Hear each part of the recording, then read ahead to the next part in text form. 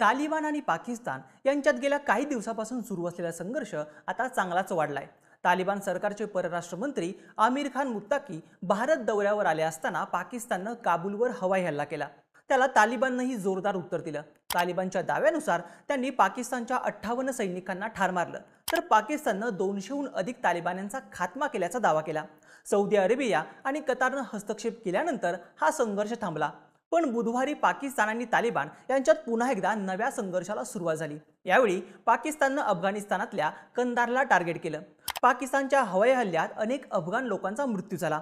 त्याला उत्तर म्हणून तालिबानने पेशावरमध्ये हल्ला केला।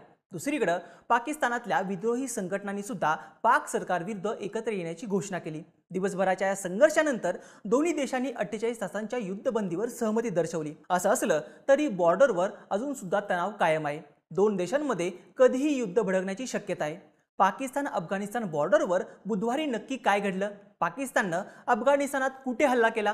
त्याला तालिबानने कसं उत्तर दिलं? शेवटी सीज फायर कसं झालं? सगळी माहिती या व्हिडिओच्या माध्यमातून जाणून घेऊयात। नमस्कार, मी ओमकार आणि तुम्ही पाहताय बोल भिडू। पाकिस्तानी सैन्याने बुधवारी 15 ऑक्टोबरला अफगाणिस्तानात हवाई हल्ले केले। अफगाण मीडियाच्या म्हणण्यानुसार पाकिस्तानच्या फायटर प्लेन्सनी अफगाणिस्तानात तैमामी आणि स्पिन बोलदाग भागात हवाई हल्ले केले।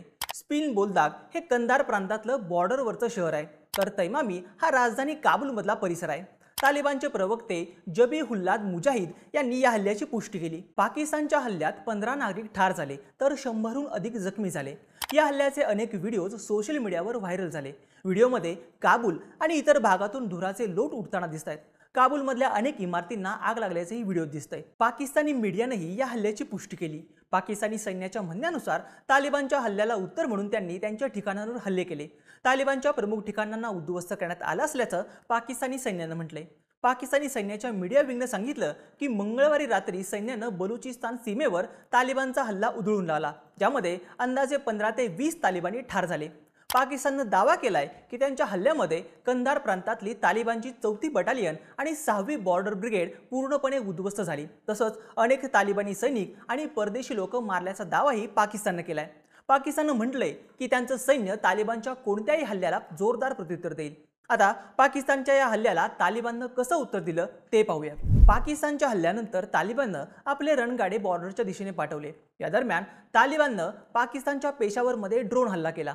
पेशावर हे पाकिस्तानातलं महत्त्वाचं शहर असून ते खैबर पख्तूनख्वा प्रांताची राजधानी आहे। तालिबानने आपल्या हल्ल्यात पेशावरच्या एका प्लाझाला टार्गेट केले। दावा केला जातोय की त्याचा वापर गुप्त कारवायांसाठी कार्यालय म्हणून केला जात होता। तालिबानने दावा केलाय की त्यांच्या सैनिकांनी केलेल्या गोळीबारात मोठ्या संख्येने पाकिस्तानी सैनिक ठार झाले। पाकिस्तानी शस्त्र आणि रणगाड्यावर कब्जा करण्याचा दावाही तालिबानकडून केला जातोय। एका व्हायरल व्हिडिओमध्ये तालिबान सैनिक पाकिस्तानच्या T-55 रणगाड्यावर उभे असलेले दिसत आहेत। हा रणगाडा पाकिस्तानने सर्बियाकडून खरेदी केलेला आहे। बुधवारी दोन्ही बाजूंकडून एकमेकांना नुकसान पोहोचवल्याचे दावे करण्यात आले। तालिबान आणि पाकिस्तानने एकमेकांच्या लष्करी चौक्या ताब्यात घेतल्याचा दावा केला। सोबतच रणगाड्याचं नुकसान झाल्याच्याही बातम्या आल्या। सोशल मीडियावर काही अफगाण समर्थक हँडल्सनी 7 पाकिस्तानी सैनिकांना ठार मारल्याचं म्हटलं। दुसरीकडे पाकिस्तानच्या म्हणण्यानुसार त्यांच्या हल्ल्यात अनेक तालिबानी चौक्यांचं मोठ्या प्रमाणात नुकसान झाले। पाकिस्तानच्या PTV न्यूजच्या म्हणण्यानुसार तालिबानने कुर्रम प्रांतात विनाकारण गोळीबार केला, ज्याला पाकिस्तानी सैन्याने पूर्ण ताकदीने उत्तर दिलं। पाकिस्तानच्या म्हणण्यानुसार त्यांनी केलेल्या हल्ल्यात तालिबानचा एक रणगाडा उद्ध्वस्त झाला, तर तालिबानच्या म्हणण्यानुसार ते त्यांचं हवाई क्षेत्र आणि सार्वभौमत्वाचं रक्षण करतायत। दिवसभराच्या संघर्षानंतर बुधवारी संध्याकाळी 2 देशांमध्ये 48 तासांच्या सीज फायरची घोषणा करण्यात आली। पाकिस्तानच्या परराष्ट्र मंत्रालयानं रॉयटर्सला दिलेल्या निवेदनात म्हटलं की स्थानिक वेळेनुसार संध्याकाळी 6 वाजल्यापासून तालिबानसोबत 48 तासांचा तात्पुरता युद्धविराम झाला आहे। आता दोन्ही देश चर्चेच्या माध्यमातून समस्या सोडवण्याचा प्रयत्न करतील। पाकिस्तानने तालिबानच्या विनंतीवरून युद्धविराम लागू केल्याचं म्हटलंय। दुसरीकडे तालिबानचे प्रवक्ते जबीहुल्लाह मुजाहिद यांनी सेपरेट निवेदन देत तालिबानने पाकिस्तानच्या विनंतीवरून युद्धविरामाला सहमती दिल्याचं सांगितलं। स्थानिक वेळेनुसार संध्याकाळी 5:30 वाजता युद्धविराम लागू झाल्याचं तालिबानने सांगितलंय। बुधवारी दिवसभर तालिबान आणि पाकिस्तान यांच्यात संघर्ष सुरू असताना पाकिस्तानातल्या तहरीक-ए-तालिबान या दहशतवादी संघटनेच्या दोन्ही गटांनी पाकिस्तान विरुद्ध एकत्र येण्याची घोषणा केली। TTP, जिला पाकिस्तानी तालिबान असंही म्हणतात, ही पाकिस्तान अफगाणिस्तान बॉर्डरवर ॲक्टिव्ह असणारी पश्चिम दहशतवाद्यांची संघटना आहे। या संघटनेवरूनच पाकिस्तान आणि तालिबान यांच्यातल्या या संघर्षाला सुरुवात झाली। TTPनं गेल्या काही दिवसात पाकिस्तानी सैन्यांवरचे आपले हल्ले तीव्र केले आहेत। त्यामुळे पाकिस्तान सैन्य हादरून गेले। पाकिस्तानच्या दाव्यानुसार त्यांनी काबूलमध्ये टीटीपीच्या ठिकाणांवरती हल्ले केले होते। त्याला तालिबाननं उत्तर दिल्यानंतर या संघर्षाला सुरुवात झाली।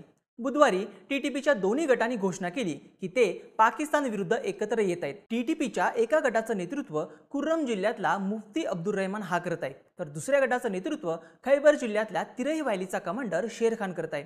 बुधवारी या दोन्ही कमांडरांनी टीटीपीशी आपली निष्ठा व्यक्त केली, त्यामुळे आता पाकिस्तानची अडचण वाढली असल्याचं बोललं जात आहे।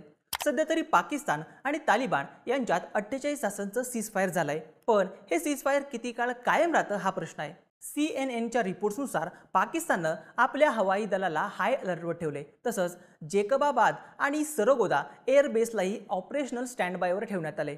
पाकिस्ताननं संभाव्य हवाई हल्ल्यासाठी आपल्या पायलट्सना स्टँड बायवर राहण्याचे आदेश दिलेत। यावरून पाकिस्तानी एअरफोर्स कधीही अफगाणिस्तानवर हवाई हल्ले करू शकतो असं देखील बोललं जातंय। समजा पाकिस्ताननं अफगाणिस्तानवर हल्ला केला तर तालिबान त्याला उत्तर देणार हे मात्र निश्चित आहे। त्यामुळे या दोन्ही देशांमध्ये पुन्हा संघर्ष भडकण्याची शक्यता कायम आहे। या सगळ्या घडामोडींवर भारताची नजर आहे, कारण अफगाणिस्तान हा भारतासाठी महत्त्वाचा देश आहे। तालिबानचे परराष्ट्र मंत्री मुत्ताकी नुकतेच भारताच्या दौऱ्यावर आले होते। या दरम्यान दोन देशांमध्ये अनेक महत्त्वाचे करार झाले, त्यामुळे अफगाणिस्तानात जे काही घडतंय यावर भारताचं लक्ष असणार आहे। तुम्हाला या सगळ्याबाबत नेमकं काय वाटतं? तालिबान आणि पाकिस्तान यांच्यातला संघर्ष आता कमी होणार की तो आणखीनच वाढणार? तुमचं मत आणि प्रतिक्रिया आम्हाला कमेंट बॉक्समध्ये नक्की कळवा आणि अशाच माहितीपूर्ण व्हिडिओसाठी बोल भिडूच्या यूट्यूब चॅनलला सबस्क्राईब करायला विसरू नका।